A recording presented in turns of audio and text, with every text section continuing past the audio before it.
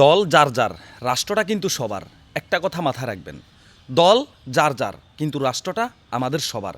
এই রাষ্ট্রকে রক্ষা করা, এই রাষ্ট্রকে হেফাজত করা, রাষ্ট্রীয় সম্পদকে হেফাজত করা, এটা আমাদের নৈতিক দায়িত্ব, এটা আমাদের নাগরিক দায়িত্ব। আমরা বর্তমানে এমন কিছু জায়গায় এমন কিছু পরিস্থিতি দেখেছি, এই যে আপনারা সরকার পরিবর্তন হয়েছে, বাংলাদেশ সরকার স্বৈরাচারী সরকার, সে পালিয়ে গেছে বাংলাদেশ থেকে, সে পদত্যাগ করে সে পালিয়ে গেছে, ঠিক আছে, এটা আমরা মানছি।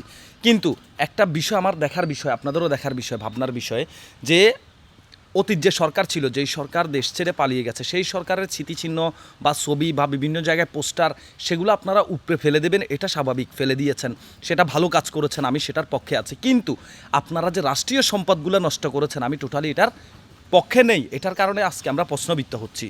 আমাদের পার্শ্ববর্তী রাষ্ট্র ভারতের কিছু নাগরিক, কিছু মানুষ আমাদের কমেন্ট বক্সে এসে প্রতিনিয়ত প্রত্যেকটা ভিডিওতে উল্টাপাল্টা কমেন্ট করছে, আমাদেরকে বলছে আমরা জঙ্গিবাদ, আমরা জঙ্গির সমর্থক। এই সমস্ত কথাগুলো কোথায় থেকে উঠে আসছে? উঠে আসছে একটা কারণ থেকে। এই যে বিভিন্ন জায়গায় দেখলাম আপনারা বোর্ড অফিস ভাঙচুর করেছেন, তো বোর্ড অফিসে আপনারা সরকারের যে ফটো বা পোস্টার ছিল আপনারা সেগুলো ছিঁড়ে ফেলে দিতে পারেন, কিন্তু বোর্ড অফিসে আপনারা আঘাত করতে পারবেন না। সেটা রাষ্ট্রীয় সম্পদ, সেটা আমাদের সম্পদ। যেই সরকার ক্ষমতায় আসবে সেই সরকারই এগুলো পরিচালনা করবে। আপনারা যদি ক্ষতি করেন বা ভেঙে ফেলেন, এটা সংস্কার কাজ বর্তমান যে সরকার আসবে সেই সরকারকে করতে হবে, আর এই টাকাগুলো আপনার আর আমার পকেট থেকে যেতে হবে। যেমন আজকে বরকটি কিনতে গিয়েছি 90 টাকা কেজি, কারল কিনতে গিয়েছি 90 টাকা কেজি, ভেন্ডি কিনতে গিয়েছি প্রায় 80 টাকা কেজি। তো তাহলে এই টাকাগুলা তখন এক পর্যায়ে দেখা যাবে যে এই বরকটির কেজি হবে 110 টাকা, কারণ রাষ্ট্রীয় সম্পদ নষ্ট হয়েছে, সেগুলো সংস্কারের কাজ করতে হলে এটা আমাদেরকে বাইরের রাষ্ট্র থেকে কেউ আমাদেরকে অনুদান দেবে না, আমাদের পকেট থেকে যাবে। এই যে উপজেলায় ভাঙচুর, এই যে বিভিন্ন জায়গায় আপনারা ভাঙচুর করেছেন, এই জিনিসগুলো কেন করেছেন? আমি বর্তমান সমাজ, বর্তমান পরিস্থিতিতে দেখেছি কিছু ইয়াং জেনারেশান, ইয়াং ছেলেফেলে, যাদের বয়স বর্তমান 16 থেকে 17, 18 বছর বয়স, তারাই কিন্তু রাস্তায় উঠে ভাঙচুর করেছে। অথচ তারা ইতিহাস জানে না, তারা রাজনীতি জানে না, তারা কখনো বিএনপি সরকারকে ক্ষমতায়ও দেখেনি, কিন্তু তারা এসে আজকে রাস্তায় ভাঙচুর করছে। কিন্তু কেন, কী কারণে করছেন? আপনারা যারা নেতা কর্মীরা আছেন, যারা জনগণ আছেন, আমি আপনাদের উদ্দেশ্যে একটা কথা বলতে চাই, যারা এই সমস্ত ভাঙচুর বা সহিংসতার কাজে নিয়োজিত, সে যে দলেরই হোক না কেন, তবে এটা মাথায় রাখবেন, সে দেশবিরোধী একজন মানুষ। যদি দেশবিরোধী মানুষ না হতো সে, তাহলে সে কখনো সরকারি কার্যালয় বা বিভিন্ন ভবনে বা বোর্ড অফিস বা উপজেলায় ভাঙচুর করতে পারতো না। এটা আপনারা মাথায় রাখবেন। সে যে দলেরই হোক না কেন, জনগণ আপনারা তাদেরকে প্রতিহত করবেন।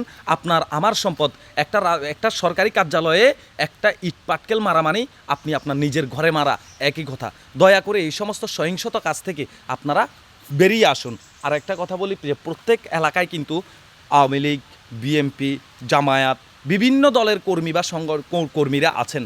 একটা কথা মাথায় রাখবেন, সে যে দলেরই লোক হোক না কেন, সে আপনার প্রতিবেশী, সে আপনার এলাকাবাসী। আপনি যখন দুনিয়া থেকে বিদায় হয়ে যাবেন, আপনার জানাজার কথা, আপনার দুনিয়া থেকে বিদায় হয়ে যাওয়ার কথা যখন মসজিদের মাইকে অ্যালাউন্স হবে যে আপনি আর দুনিয়াতে নাই, তখন সেই প্রতিবেশী, হোক সে আওয়ামী লীগ, হোক সে বিএনপি, হোক সে জামাত, হোক সে শিবির, সে কিন্তু দৌড় দিয়ে যাবে আপনার জানাজায় অংশগ্রহণ করার জন্য। সো একটা কথা বলে রাখি, মানবতার ঊর্ধ্বে কোনো কিছু নেই, ক্ষমার ঊর্ধ্বে কোনো কিছু নেই, মানুষ মাত্রই ভুল। আর রাজনীতি করা এটা যার যার নৈতিক অধিকার, সে তার যেই সরকারকে ভালো লাগবে সে সেই সরকারের রাজনীতি করবে। তবে হ্যাঁ, যারা সহিংসতা করেছে, মানুষের গায়ে হাত দিয়েছে, তাদেরকে বিচার আওতায় নিয়ে আসা উচিত। তবে সে আওয়ামী লীগ করেছে বলে তাকে মারধর করবেন, এটা কখনো হতে পারে না। এই জিনিসগুলো আপনারা করবেন না। এটা দ্বারা কি বোঝা যায়? যে তার সাথে আর আপনার সাথে কোনো পার্থক্য থাকলো না, তার সাথে আর আপনার সাথে মিলে গেল, সে একজন হিংস্র, আপনিও হিংস্র। সো রাজনৈতিক দলের যেই দলেরই কর্মী হোক না কেন, আপনাকে মাথা রাখতে হবে সে আপনার এলাকাবাসী। তবে হ্যাঁ, যারা মানুষের কাছ থেকে চাঁদাবাজি করেছে, মানুষের গায়ে হাত দিয়েছে, মানুষের সম্পদ ভোগ করে গেছে, তাদেরকে অবশ্যই বিচারের আওতায় নিয়ে আসতে হবে। তো একটা কথা বলি, এই যে ইন্ডিয়ার যে দালালরা আছে, যারা ইহুদির দালাল, ইহুদিদের যারা দালাল আছে, তারা মোটেও এই দেশে আওয়ামী লীগ সরকার ছাড়া আর কোনো সরকারের সমর্থক নয়। তারা জানে এই দেশে আওয়ামী লীগ সরকার যদি ক্ষমতায় থাকে, তাহলে ইহুদিদের কর্মকাণ্ড এই দেশে বেড়ে যাবে, বা তারা তাদের কার্যক্রম যে কোনোভাবে তারা চালাতে পারবে। তো একটা কথা বলি, দলমত নির্বিশেষে আমরা সবাই মানুষ, কে কোন ধর্মের সেটা দেখার বিষয় না। বিষয়টা হচ্ছে সে মানুষ, সে হোক হিন্দু ধর্মের, সে হোক আওয়ামী লীগ, সে হোক জামাত, সে হোক বিএনপি, কিন্তু সে মানুষ। ধর্মীয় আমাদের বাংলাদেশে কিন্তু হিন্দু ধর্মের মানুষ খুবই কম, সে মানুষগুলোকে নিরাপত্তা দেওয়ার আমাদের দায়িত্ব। আর ইন্ডিয়ার যে দালালরা ভাইয়ারা আপনারা আসি কমেন্ট বক্সে কমেন্ট করতেছেন, আপনারা আপনাদের নিজের দেশ নিয়ে ভাবেন। আমাদের দেশ কি ধ্বংস হয়ে যাবে, না আমাদের দেশের উন্নতি হবে, না আমাদের দেশের ক্ষতি হবে, সেটা একান্ত আমাদের ব্যক্তিগত ব্যাপার, সেটা আপনাদের ব্যাপার নয়। এখানে কথা বলার আপনাদের কোনো অধিকারে নেই, যেই সরকারের অধীনে থেকে একজন একজন পিয়ন, একজন ঘরের দারোয়ান 400-500 কোটি টাকার মালিক হতে পারে, সেই দেশে অন্ততপক্ষে ভালো কিছু হয় নাই, অন্যায় অবিচার হয়েছে। একজন পিয়ন 400-500 কোটি টাকা মেরে দিয়ে চলে গেছে, তার সেই 500 কোটি টাকা 400 কোটি টাকার ঘাটতিটা পূরণের জন্য সরকার কি করেছে, দ্রব্যমূল্যের দাম বাড়িয়ে দিয়েছে। তো আসলে এই বিষয় নিয়ে আরেকটা ভিডিও তৈরি করবো। সবাই ভালো থাকবেন, সুস্থ থাকবেন, আল্লাহ হাফেজ। ভিডিওটি শেয়ার করে দেবেন।